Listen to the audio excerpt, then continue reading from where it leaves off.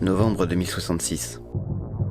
Le Parti suprême, groupuscule politique particulièrement violent et autoritaire, dirige le monde d'une main de fer depuis 30 ans. Le grand Babu, chef du parti, a décrété que la vie devait être vécue en noir et blanc.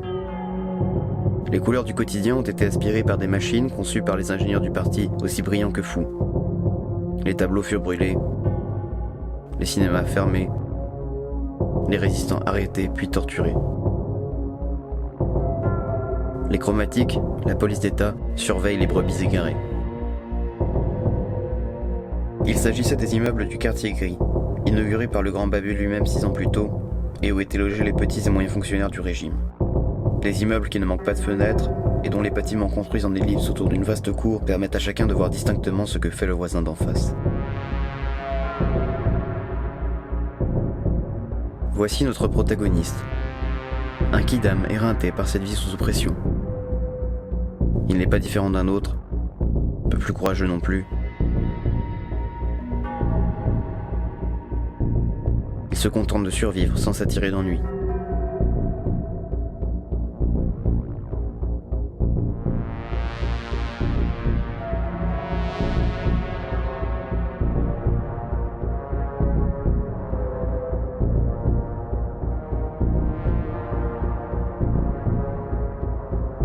C'était un appareil photo abandonné, sans doute, par des rebelles qui s'en sont débarrassés en voyant venir une brigade de chromatiques.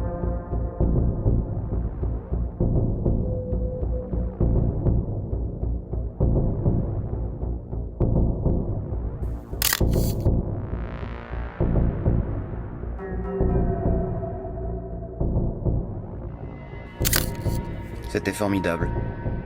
Comme si ce dont ses parents lui avaient toujours parlé prenait enfin du sens sous ses yeux. Les couleurs, formes indescriptibles pour l'homme, que notre protagoniste pouvait pourtant toucher et sentir à cet instant précis.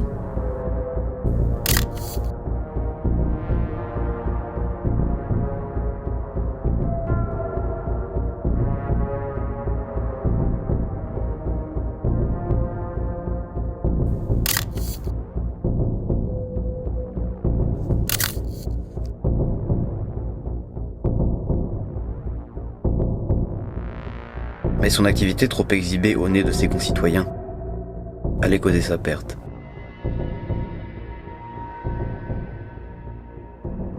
Des passants dévoués au parti l'avaient aperçu avec cet objet dans les mains et l'avaient dénoncé. Un chromatique avait déjà commencé sa traque.